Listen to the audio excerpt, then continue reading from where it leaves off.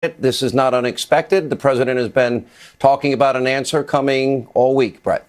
Sean, that's right. And two senior officials are saying that decision was made this evening with his national security team that U.S. military strikes will go forward in Syria. What those look like, we don't know. The USS Donald Cook, a Navy destroyer, is in the Eastern Med. We believe that destroyer will be a part of this action tonight.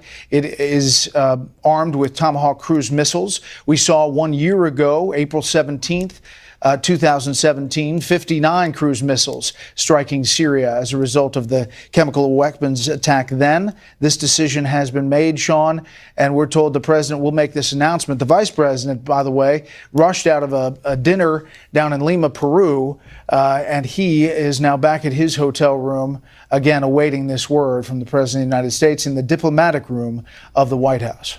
You know, I'll just put up on the screen before we get to this. I mean, you see these heart-wrenching images, Brett, of men, women, and children, like when President Trump, struck about a year ago. And you look at these images, and it literally takes your breath away that this has now happened again.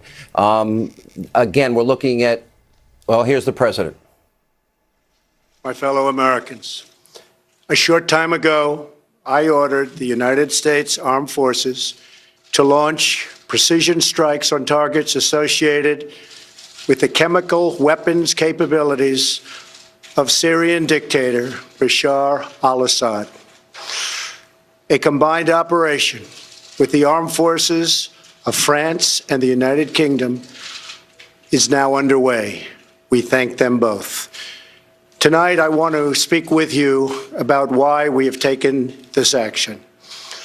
1 year ago, Assad launched a savage chemical weapons attack against his own innocent people. The United States responded with 58 missile strikes that destroyed 20% of the Syrian Air Force. Last Saturday, the Assad regime again deployed chemical weapons to slaughter innocent civilians, this time in the town of Douma, near the Syrian capital of Damascus. This massacre was a significant escalation in a pattern of chemical weapons use by that very terrible regime. The evil and the despicable attack left mothers and fathers, infants and children thrashing in pain and gasping for air. These are not the actions of a man. They are crimes of a monster instead.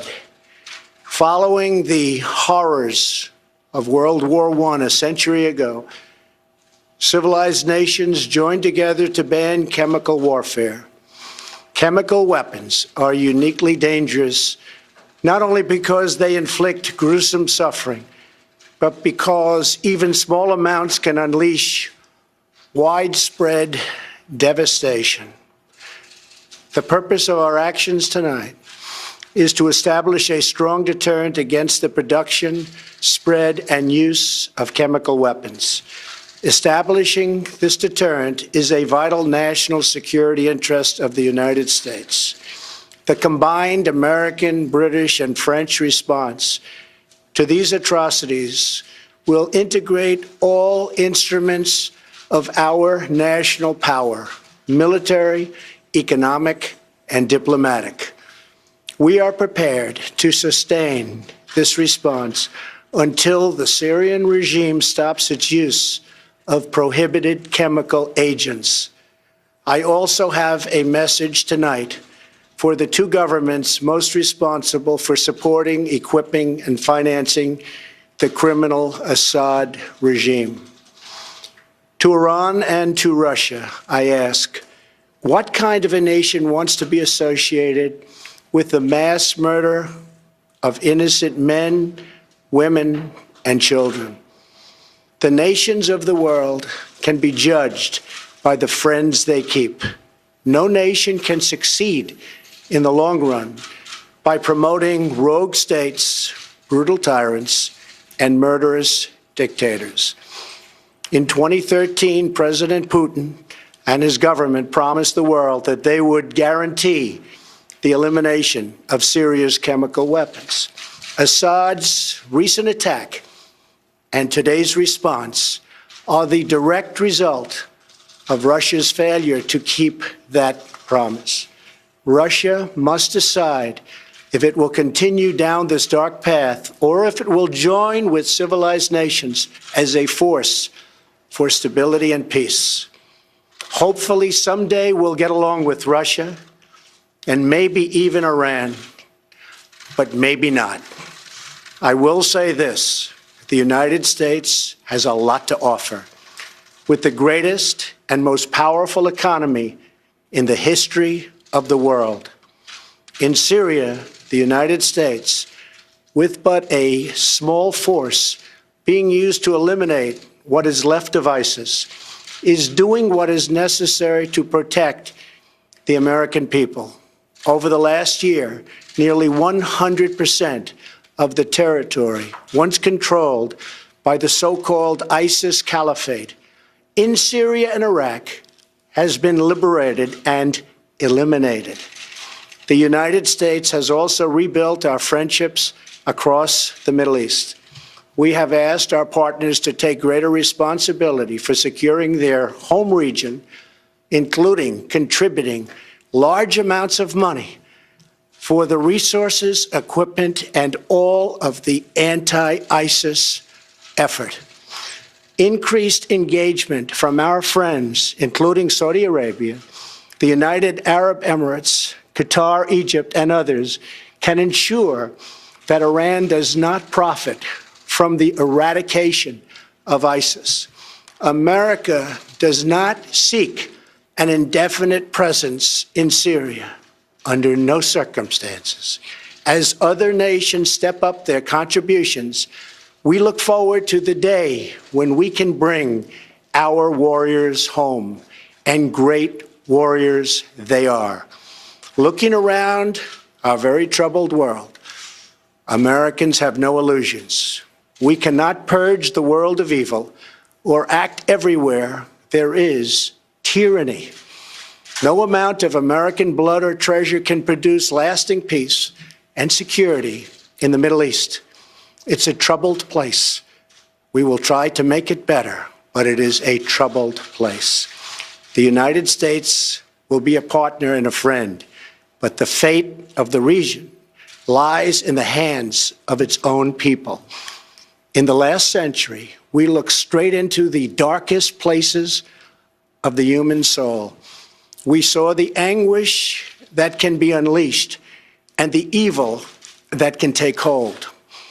By the end of World War I, more than 1 million people had been killed or injured by chemical weapons. We never want to see that ghastly specter return. So today, the nations of Britain, France, and the United States of America have marshaled their righteous power against barbarism and brutality. Tonight, I ask all Americans to say a prayer for our noble warriors and our allies as they carry out their missions. We pray that God will bring comfort to those suffering in Syria. We pray that God will guide the whole region toward a future of dignity and of peace. And we pray that God will continue to watch over and bless the United States of America. Thank you and good night. Thank you. All right, that was the president tonight announcing that he has approved U.S. military strikes in Syria against the Assad regime in light of what has happened with the chemical weapons attack against innocent men, women, and children. The president having very, very strong words and a direct message to Russia and Iran, and the president also notifying the U.S. and the American people tonight that it was a coalition of the willing, including Great Britain and France. From the White House tonight, our own John Roberts is standing by. John. And we have not verified this, but a reporter from Agence France Presse is reporting that huge blasts are being heard in Syria's capital of Damascus tonight. And if that, in fact, is the case, Sean, then this would be a very different attack than the one from the 6th into the 7th of April of last year, when the United States hit targets and an airfield from which the last big chemical weapons attack was launched with some 58 cruise missiles. This sounds like it's going after government targets right in the heart of the city there. The president has been deliberating all week about what to do, hearing from his advisors on grander plans, smaller plans, what they think the response should be. And it appears as though the president has chosen something that really is going to send a message, Sean, to the Assad regime to say, we've got your number here. You better stop what you're doing or you're going to lose everything. The problem is, though, is that you can't take away everything from Assad, because then you'd leave a power vacuum in a place that can not afford a power vacuum. So the president has to act very not only tactically but strategically as well here to really give him a smack upside the head, but then at the same time make sure that he doesn't send the whole thing crumbling into the abyss. The president also with a very strong message to Russia and Iran tonight, saying that you should not stand with this murderous dictator anymore. The president described as a monster a little while ago. He said these are not the actions of a man; these are the actions of a monster. So clearly, the message to Vladimir Putin is: if you want to be friends with the United States, you've got to end this friendship with Assad. Very early on in the going here, Sean, again, reports from Agence France Presse that there are large blasts that are being heard in the capital city of Damascus tonight. We don't know what they're hitting, but clearly it's something designed to hit very close to home for Bashar al-Assad. All right, John Roberts standing by at the White House. We'll be checking back in with him in a few moments. Our own Brett Baird joins us. I want to go to that message that John referred to directly to Russia and to Iran, the regime of Iran. You know, what nation would want to be associated with? And the president ending his remarks tonight about the coalition that has been formed between Great Britain and France and this attack on Syria tonight, about it's a battle against barbarism and brutality, Brett. This was building throughout the week. Yeah, I think those two lines, Sean, stuck out to me, too, when he talked about Assad and the crimes of a monster, and then directly talking to Russia and Iran about what kind of nation wants to be associated with this mass murder. The linkage between France and Great Britain, the president speaking to the British Prime Minister numerous times, Theresa May, also the French President Macron, who is actually the first state visit here in just coming days. Now, this coalition launching what we believe are Tomahawk missiles. We are now being told that the Pentagon will have a briefing at 10 p.m. Eastern time. We expect that to show and perhaps show us specifically what strikes at the president called targeted strikes associated with Syria's chemical weapons program. The last time the 59 Tomahawk missiles last year dealt with the ability of Syria to get their airfield, a specific airfield where those strikes last year, the chemical weapons attacks had come from. This sounds like the potential, if it's near Damascus, could be bigger as far as the number of targets hit, but we expect to get that at the top of the hour. And I think the president really reiterated what he'd said earlier in a tweet, that he does not want to have some long-term presence in Syria. He wants to get the military out when they can, but there was not a timeline, Sean, in this message tonight, and it's clear that he is sending a signal directly after the April 4th chemical attacks. It was also interesting how he talked about these weapons with a great amount of emotion when he talked about, you know, the crimes being used by monsters, and after World War I, and then just how they unleash widespread devastation, and how he said tonight we must stop the production and use of all of these chemical weapons. Yeah, and remember that Russia had pledged to get, as part of this deal with the Obama administration, to get the chemical weapons out of Syria. That clearly did not happen. And when they have been used, we're told by several officials that there are dozens and dozens of times when there have been not only chlorine bombs, but chemical weapons attacks of some kind, and that the UN has been tracking all of this, and the U.S. obviously on the ground believing that they have evidence that they're going to lay out specifically, much of it classified, how they get it, that Syria's military and air force is behind this.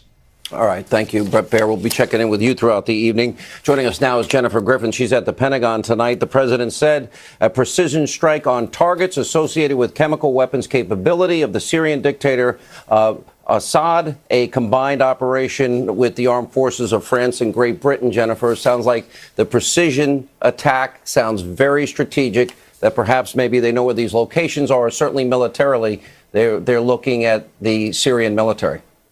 Well, that's right. They will be looking at the Syrian military as well as chemical weapons capabilities. That's what the president said. I'm told from a senior military official who has briefed the president in the past a year ago when he first saw those images of a chemical weapons strike, those children and women who were writhing in pain from not being able to breathe from the nerve agents that were used, or the chlorine that was used at the time. And I'm told that the president was extremely emotional when he saw those initial videos. And that is, you heard in his voice this time around, the same kind of emotion as he laid out very calmly his case for why the U.S., Britain, and France had to respond to this chemical attack. We've been reporting in recent days about the U.S. assets that are in the region, that are in position. The USS Donald Cook, expected them to have been in play. They had 75 Tomahawk missiles on board that destroyer, which is in the Eastern Mediterranean. It was joined by a French frigate. We have reported that they had 12 cruise missiles on board, as well as some surface-to-air missiles to protect those ships. Remember, in recent days, Sean, a Russian admiral, as recently as this morning, had said that Russia would strike back at any U.S. warships that and named the Donald Cook by name if they struck Syria. We also have been reporting that there are two U.S. warships in the Red Sea, south of Israel, in the Red Sea, that are in play tonight. The USS Monterey, the USS Laboon. We had been withholding their names at the request of the Pentagon, but we do know that they are in position. What we don't know at this point is whether any aircraft are involved in these strikes. The explosions that are being reported on Twitter in downtown Damascus suggest that the U.S. and its allies will be exacting a price from President Bashar Assad himself. And if you look at the strike a year ago, when those 59 Tomahawks, 58 airstrikes, as the president mentioned, they had targeted just one base, the Shayrat base, where the chemical weapons attack occurred a year ago. But very senior Russian officials, whether it was Sergei Lavrov, his foreign minister, as well as the top General Gerasimov, he made a certain threat, as well as the Russian ambassador to the UN and the Russian ambassador here in the U.S. So very, very top officials who speak for Vladimir Putin were issuing those threats to the U.S. But again, the U.S. military has force protection in place, and so they did not take those threats very seriously. And any threats to shoot down the Tomahawks or the missiles, the incoming cruise missiles, the Russians also have those S-400 air defense systems, and they can fire off missiles from inside Syria. But again, the sheer number of Tomahawks that the U.S. and its allies have in position, and cruise missiles, they would easily overwhelm that kind of air defense system. Sean. All right, Jennifer Griffin at the Pentagon tonight. The president obviously concerned about the spread of the chemical weapons. If the United States doesn't act here, they are especially worrisome because they are so simple and easy to produce, and the devastation is beyond comprehension, as we were showing videos of earlier. We check in with Mike Tobin tonight. He is in Jerusalem with the very latest. Mike, what's going on there?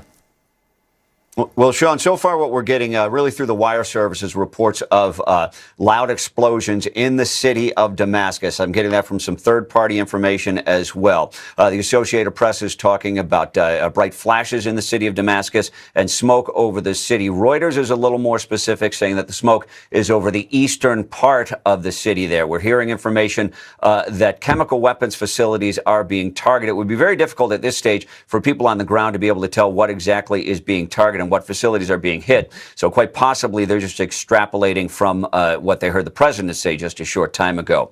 We do know really through local media and from our own sources here in Israel that the Israeli intelligence services have been sharing information with the U.S. in terms of targets in terms of helping them pick targets along the way, or at least identify targets. There's every indication that the Israelis don't want any part of this particular fight, given all the complexities of the people who are on the ground in Syria and the different alliances, just what a tinderbox that could cause out here. But the latest information that we have right now is just reports of loud explosions in the city of Damascus. More specifically, according to Reuters, over the eastern part of the city, there's a lot of what facilities are being hit. So quite possibly they're just extrapolating from what they heard the president say just a short time ago.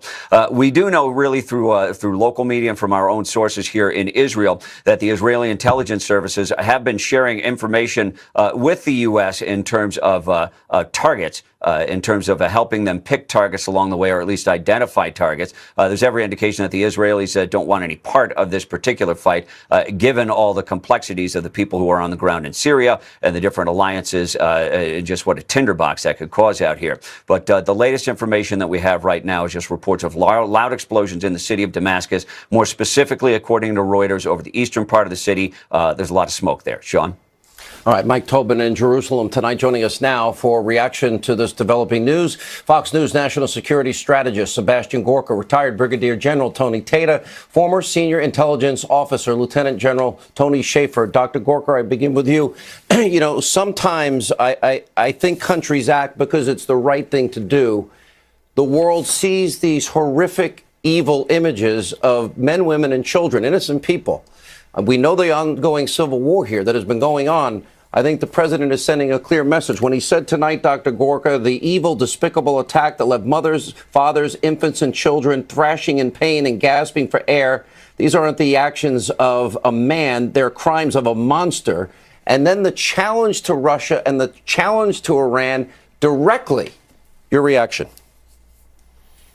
The president is not an interventionist. And I know the left doesn't believe this.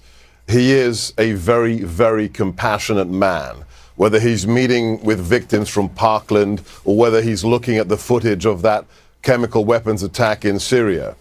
And we're not interested in a large footprint. That's not what the president believes in. But he believes in a simple saying: for evil to triumph, all you need is for good men to do nothing. Tonight, we are standing up for the moral rectitude of this nation and what it stands for. We can't fix everything. The president was clear. There is evil, there are atrocities around the world, and we can't solve all of them. But when we have a capacity to respond to a monster like Assad, who has been responsible for a civil war that has caused the deaths in the last 7 years of 500,000 people, if we have a capacity to respond, we are duty-bound to do so. And that is what is happening tonight. And he sent a very clear message to Russia and to Iran. You have to draw your own internal red lines now. You have to decide if you are prepared to pay a further price for sponsoring a regime as evil as Bashar al-Assad's regime. That is how simple it is. And then he held out the advantages of being friends with the United States, the economic advantages that he would prefer to have friendship, as he often does. General Tata, let me bring you in here. The words of the president tonight following the horrors of World War I a century ago. Civilized nations joined together to ban chemical warfare, and chemical weapons are uniquely dangerous, not only because they inflict gruesome suffering, because even small amounts can unleash widespread devastation. And the purpose of these actions is to establish a strong deterrent against the production, spread, and use of chemical weapons. And he went on about how these are specific precision strikes. So I believe Dr. Gorka is right. This is not a long-term protracted conflict that the president is talking about. It is to stop the specific use of chemical weapons, as we saw these images this week. Yes, Sean, absolutely. The president was right on the money in talking about the devastation that chemical weapons can cause. It's part of our national security strategy. There are two underlying principles. One is to stop the proliferation of weapons of mass destruction, to include chemical, biological, and nuclear weapons. And the other is an international order that's based on the rule of law. So the president is very simply implementing our national security strategy. And I don't remember in recent history, maybe ever in history, an administration that is so good at synchronizing the elements of national power that you heard the president mention when he mentioned diplomatic, military, and economic. And I would add in there information, his tweets, and the way that his administration shapes information and targets. You know, he laid out in one of his tweets an economic olive branch to Russia to try to pull them away from, and you know, he has a tweet that sends the Russian Navy into the Mediterranean. I mean, that's powerful, and that's an element of national power. And you know, diplomatically, we submitted a UN resolution, and Russia vetoed it, as they'd done 12 other times with regard to protecting Syria and that murderous regime. And so when you think about diplomacy, military, economic, this administration has gotten it right on ISIS, they've gotten it right on North Korea, and they're getting it right here, in my opinion. And I think that what we've got tonight is brave souls out there flying air cover. And we're going to have cruise missiles going in, and I would bet money that they're targeting the SA-2 air defense systems that are Russian-built, that can shoot down U.S. air breather airplanes. And then we're going to do some battle damage assessment when the sun comes up, and then there will be another wave coming after this thing. And you know, initially we're coming in with cruise missiles, but it would not surprise me if we've got B-2 bombers and several other types of aircraft ready to attack targets very specifically in Syria. Let me go back to Dr. Gorka, if I may. Dr. Gorka, the president very specific that these are precision strikes, a coalition of the willing, including France and Great Britain. And to your point, what the president said, what kind of nation wants to be associated? At a direct appeal to both Russia and Tehran tonight, what nation wants to be associated with the mass murder of innocent men, women, and children? And the nations of the world can be judged by the friends they keep, and no nation can succeed in the long run by promoting these rogue states, these brutal tyrants, these murdering despots and dictators. And remember, it was Barack Obama that drew the red line in the sand, Dr. Gorka, and it was John Kerry that said 100% of these weapons are gone. They're not.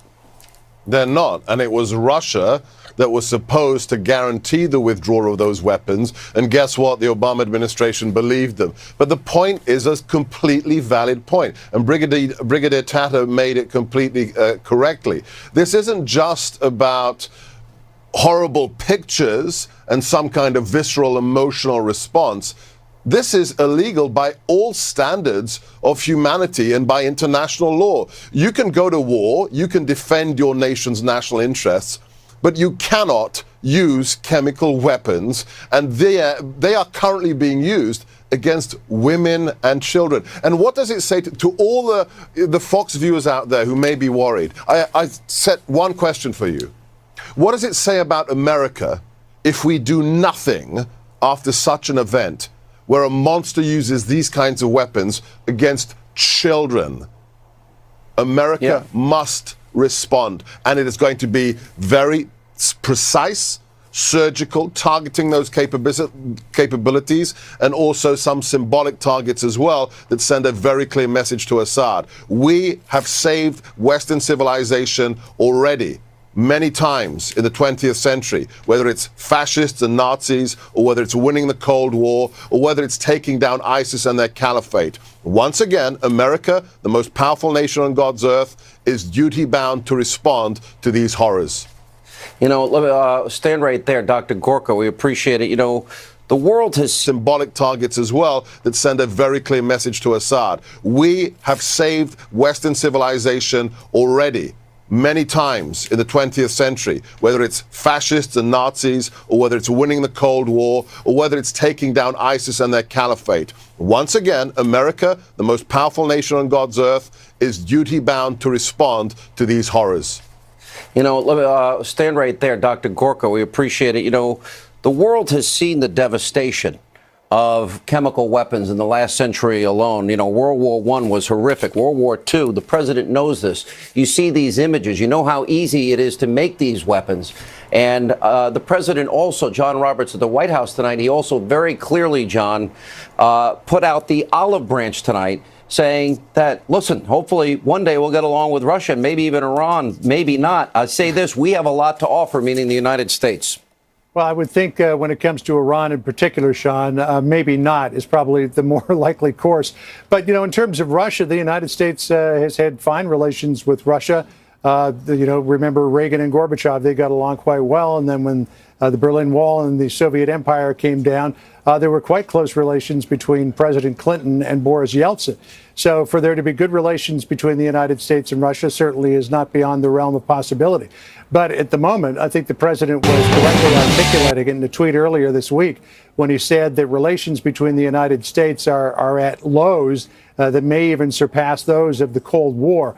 There's no question that the United States and Russia are not seeing eye to eye here. But as he did with North Korea when he was speaking to the parliament in South Korea, the National Assembly there, the president said, look, you know, the United States has got a lot to offer. If you want to partner with us, we'd be happy to do it. But we've got to work together to rein in people like Assad. The president holding out that olive branch to Iran and Russia to say what sort of nation wants to be associated with a mass murderer. And the president, in his address to the nation, saying that what happened last weekend in Duma were not the actions of a man, but the crimes of a monster. And clearly, Sean, when you look at the reports of huge explosions being heard over the eastern part of Damascus, this is a much different attack in terms of its targeting than it was a year and just a few days ago when we fired 58 Tomahawk cruise missiles, fired 59 actually, but 58 of them hit that airfield. It was 58 missiles all aimed at the same place. This time around, we seem to have missiles. We don't know how many yet have been fired. We'll hear that from the Pentagon soon, but all aimed at much more sensitive targets designed to really send a message to Bashar al-Assad that we've got your number and you better stop what you're doing or it could be all over for you. The president has been mulling over this decision for the last 5 days. He went out on a little bit of a limb early on last weekend saying that banned chemical weapons had been used. But it seems, though, in the last few days that the president was correct about his assessment. Emmanuel Macron saying yesterday that France has proof that chemical weapons were used. James Mattis a little more equivocal in his statements on that front, but the president confident enough tonight, Sean, that he has launched this, what appears to be a massive attack against Syria and some very, very sensitive targets right there in Damascus. Just watching Twitter here tonight, Agence France Presse is talking about explosions. The AP now talking about explosions. I looked at one Arabic Twitter channel that was saying that Syria is claiming to have shot down some Tomahawk missiles. Of course, all of this in the early going, none of it fully confirmed just yet. Things are happening very, very quickly. But there's no question that something that I would say is on the scope of massive is happening right now in Syria. Sean?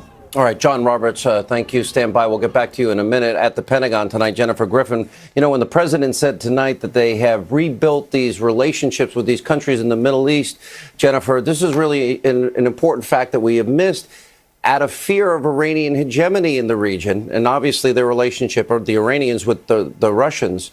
You see what might have been unthought of just a number of years ago, and that's a coalition that has emerged between Israel, the Jordanians, the Egyptians, the Saudis, the Emirates, unprecedented cooperation and a new alliance emerging. Well, it's interesting. That alliance really came together and coalesced around the fight against ISIS. But look at where the U.S. has air bases. The U.S. has a large air bases in Qatar as well as UAE. And then, of course, there's the Incirlik Air Base in Turkey. We've just learned, Sean, from U.S. defense officials that B-1 bombers were used in these strikes. That's the first we've heard that aircraft, that the Air Force was involved. Those B-1 bombers typically actually fly out of Qatar. And those B-1 bombers would be coming in, their stealth, and they would be coming into those Damascus suburbs, if you will. We're hearing that there are explosions also in Homs, the larger Syrian city to the north. And it's not clear right now exactly what the targets are, but those targets in the capital are designed to send a very clear message to Bashar Assad. As John reported, and we've been reporting, this was a very different menu of options that the military presented to the president this time. It was a broader menu of options because last time they were trying to deter Bashar Assad with those 59 Tomahawk missiles, 58 strikes on that one air base, but it did not, he obviously did not get the message. It's really a bit of irony that we've been reporting. It was exactly 1 year to the day that he carried out a chemical strike on his own people. It was almost as though he was daring the U.S. to do something. He believes, I believe, that with the Russians at air bases across his country and Iranian forces on the ground, he thought the U.S. would not strike. But you heard Mike Pompeo at his confirmation hearing to be the next Secretary of State actually taunt the Russians and say, look, the U.S. killed hundreds of Russians not long ago on the ground in Syria when they challenged a U.S. base out in the eastern part of the country. So it's clear that the U.S., French, and British were not going to stand by and allow these chemical weapons to be used. We will get a bomb damage assessment at some point. It'll probably take until first light before the Pentagon can actually see with satellites and other imagery what they actually hit. But it was notable, Sean, that the president said that this would be a sustained effort of military, economic, as well as diplomatic effort, a sustained effort to stop Bashar Assad from using chemical weapons ever again. Does that mean that this goes on in the coming days? It's notable that the French president reached out to the Russian president today, offering that olive branch, saying that they want to find a diplomatic solution to the civil war in Syria. Now, in these recent days, we also have noted that as more time went on, the Syrian Air Force was moved to protection at the Russian air base at Latakia. So the Syrians have been trying to protect some of their key assets in the last few days after it was telegraphed that some sort of strike was coming. Sean? All right, Jennifer Griffin, thank you. We're going to stay on those images. We're seeing the first images of the British Air Force now, literally taking off from their bases in Cyprus, a coalition of Great Britain, the UK, France, and, of course, the United States tonight. And as you look at some of the comments the president said, one thing that you have to acknowledge, not very many people were talking about a coalition here of the willing, although, of course, France and Great Britain had publicly condemned what had happened here. But what you can see is the president's foreign policy. Obviously, it's been temperate, clear, very resolute, and purposeful and measured. And I don't care if we're talking about North Korea. Now we have Kim Jong-un talking about the denuclearization of the Korean Peninsula. In the case of the concessions that China made in the last week as it relates to trade and tariffs and intellectual property rights. And then, of course, a direct message to Russia, Iran, and now Syria. Obviously, the world is watching all of this as it unfolds here. And as the president said, we can't purge the world of evil or evil acts everywhere because there's tyranny. No amount of American blood or treasure can produce a lasting peace and security in the Middle East. It's a troubled place. We'll try to make it better, but it is a troubled place. And again, the president mentioned that these would be precision airstrikes that are taking place with this coalition tonight as we are on the air. Joining us now live from Washington is Chief Washington, D.C. Bureau White House correspondent Ed Henry is with us. Ed, I hear you have some new news. Yeah, Sean, you're talking about the coalition, the U.S., the Brits, the French. We have just in the last moment or two gotten a statement, in fact, from President Macron in France talking about that coalition. I won't read the long statement, but part of it says the facts and the responsibility of the Syrian regime are beyond doubt. The red line set by France in May 2017, harkening back to that last big chemical weapons attack, has been crossed. And so that's from President Macron tonight, talking about this alliance between these key allies. And in terms of that alliance, you have all kinds of congressional reaction pouring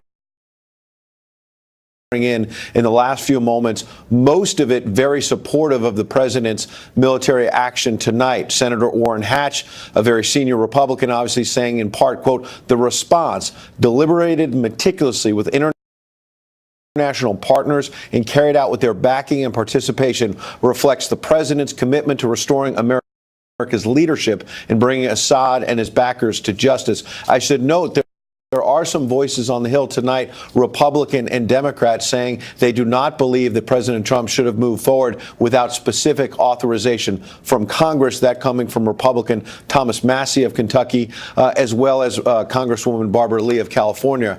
She has long been out there as being against any U.S. military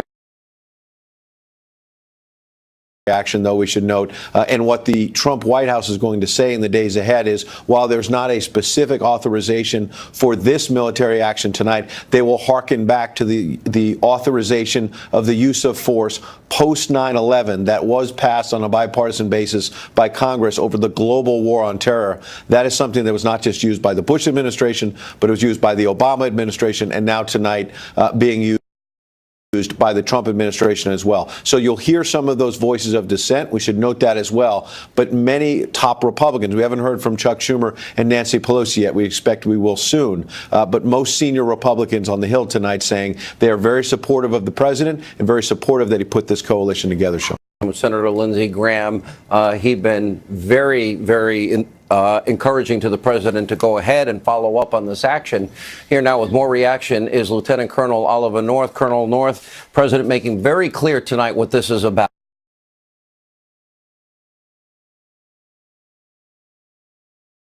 This is about a precision strikes to send a message and a deterrent to stop the use of chemical weapons as the brutality and the evil, and to use the president's own words here when he talked, frankly, passionately tonight about all this, that it is barbarism and brutality on display that we have been witness with men, women, and children. Sean, last night on your show, I laid out the target list. It looks like I guessed right. I certainly haven't talked to anybody in the administration, but I said if there's going to be an attack that's going to deter the further use of chemical weapons by the Syrians, it had to be something more than a one-off like last April. And it clearly looks like that's what the case is going to be in this. It's got to hit economic targets. It's got to take out the command and control nodes in Damascus. It's got to first take out, as they did, the surface-to-air missile defenses, which the Russians put in. And just further to the comment that Ed just made, look, when Ronald Reagan 32 years ago did the same thing to Muammar Gaddafi with strikes out of Great Britain,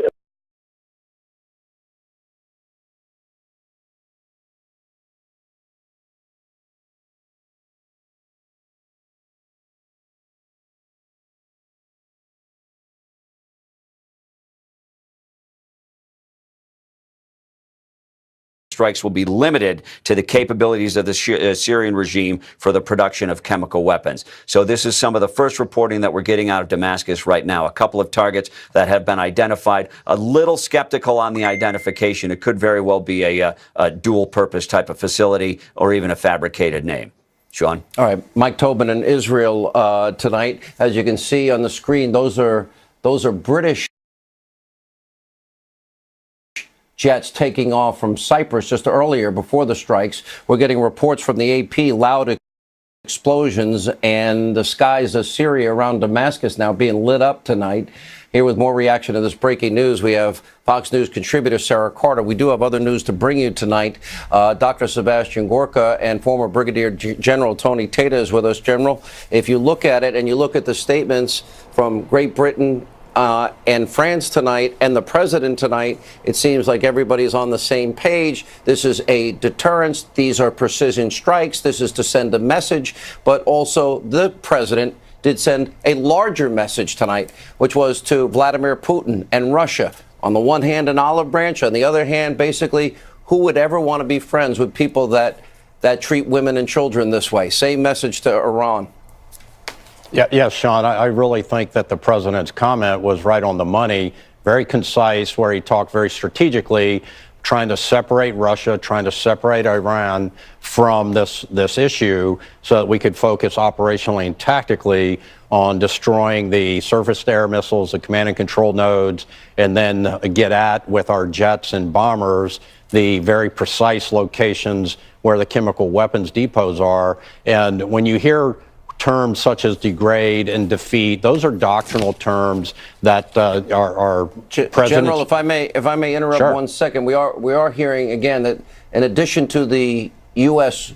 Warships, we do know that B-1 bombers now took part of the strikes. There's a lot of chatter that, in fact, the airport is completely destroyed in Damascus. I got a report from some friend of mine in the region that may have happened. Too early to absolutely say 100%.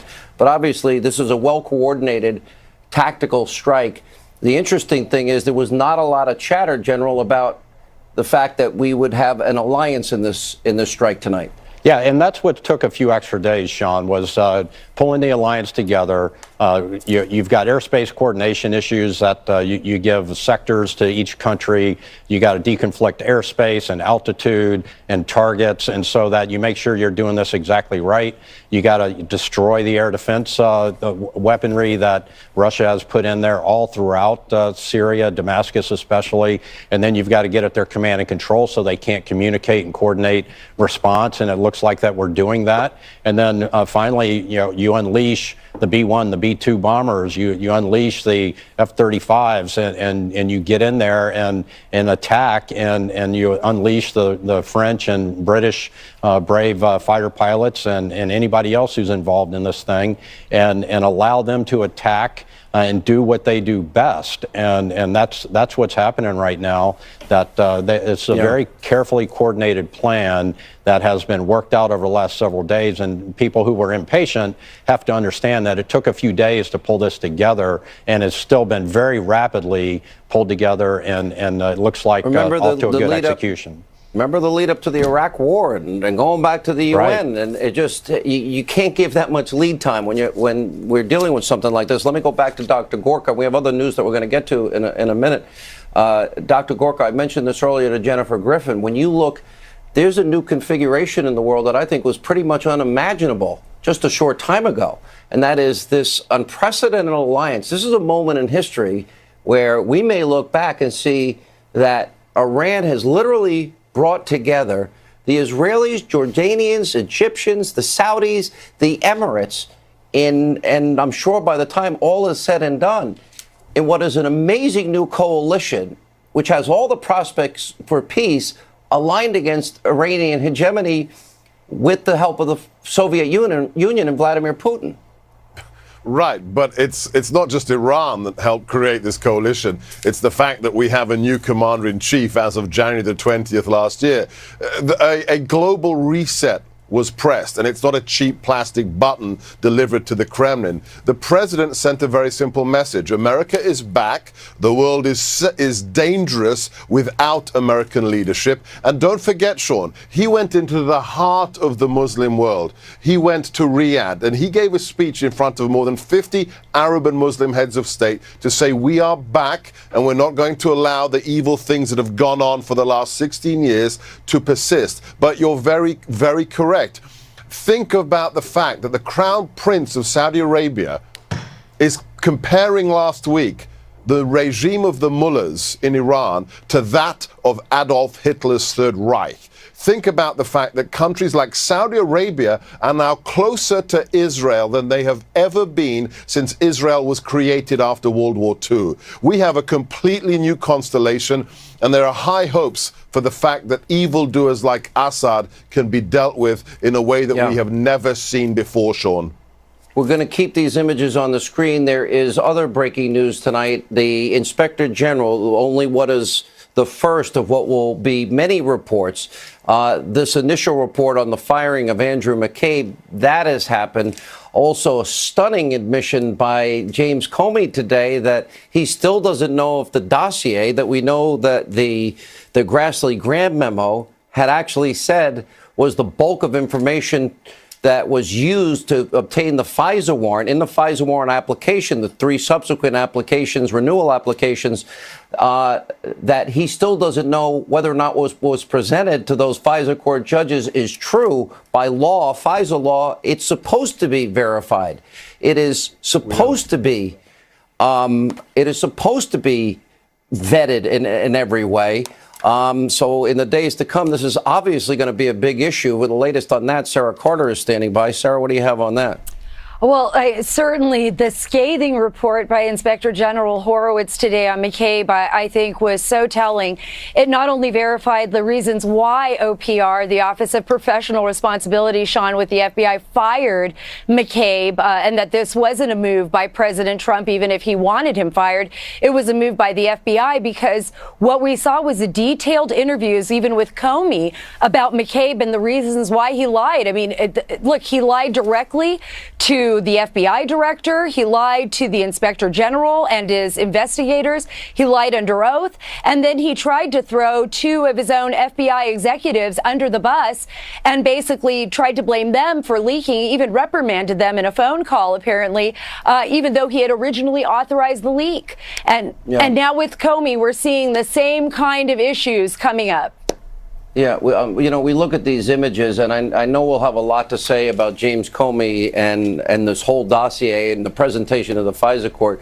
Those images on the right side of your screen, literally, showing the horror of these chemical weapons attack against innocent men, women, and children. Hang on, Sarah. We'll get back to you in a second, but we have new breaking information. Our own Jennifer Griffin is at the Pentagon. Jennifer.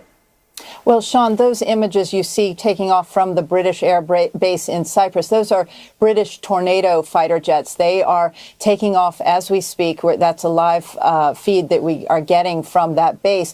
But as we just reported, the B-1 bombers, the U.S. Air Force B-1 bombers, those are supersonic bombers that fly from a base in Qatar.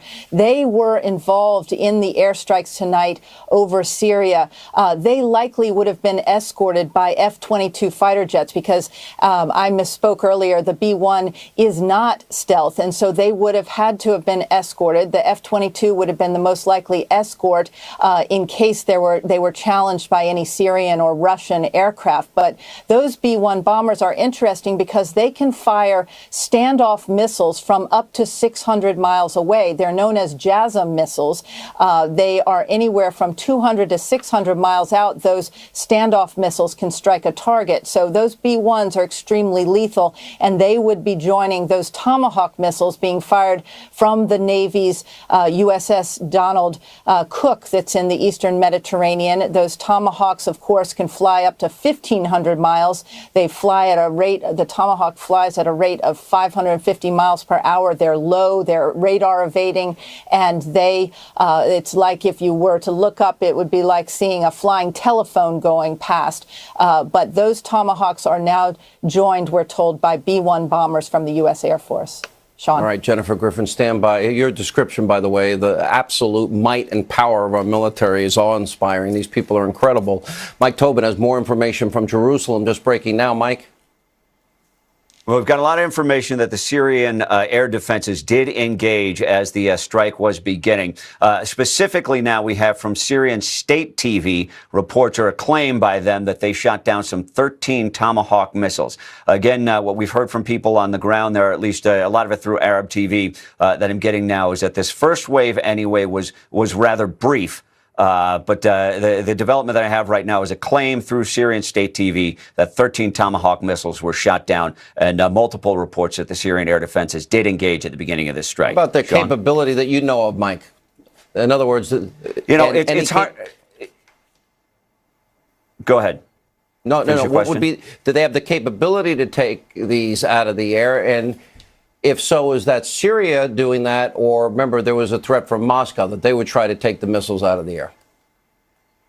I can't really hazard a guess, certainly about cooperation with Russia in terms of activating their air defenses. I've been in and out of Syria a few times, and their stuff does look dramatically antiquated, certainly compared to the modern resources that the United States military has. So you can kind of guess that it's a stretch, and the precision that would be required to intercept an incoming Tomahawk missile. But all I can give you right now is the report from State TV, their claim that they intercepted some 13 Tomahawks.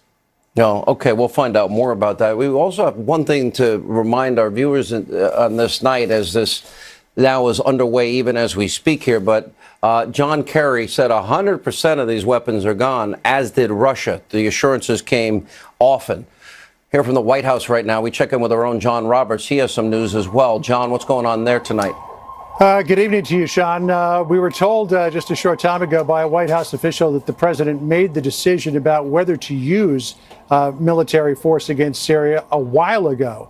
And that probably would have been toward the beginning of this week. The question was not if we were going to take military action, it's what sort of military action we would take. The president met with his national security team several times over the course of the last few days to listen to the plans, the options, varying degrees of response. And the president picked the one that he wanted, he thought would be the most effective. And that's what we're seeing going on tonight. But it wasn't a matter of the president deliberating over whether we should or whether we shouldn't. I asked him in the cabinet room on Wednesday if it was inevitable. He said, well, we're going to meet about it and we'll see. But it looked like by that time, Sean, the president had already made up his mind. Then it was just a matter of hearing from the Pentagon about what targets they thought would be the most effective. And then the order went down to put everything into place. I got to say, the White House did a pretty good job of playing its cards very close to its vest. There was a lot of kabuki theater that was going on all day today and into the night, with a lot of head fakes going on. But when the pool got called, even when the pool got called into the diplomatic room, we were being told that the president and the first lady were going to the Trump International Hotel for dinner. But we kind of got the idea pretty quickly that that wasn't what was going to happen. But we're in the clear light of day tomorrow, we'll find out what the bomb damage assessment was here. We're not expected to hear from the White House until sometime tomorrow morning. So we'll see what they have to say. But in the next few minutes, Sean, we will be hearing from briefers at the Pentagon about what the targets were and the assets that were used.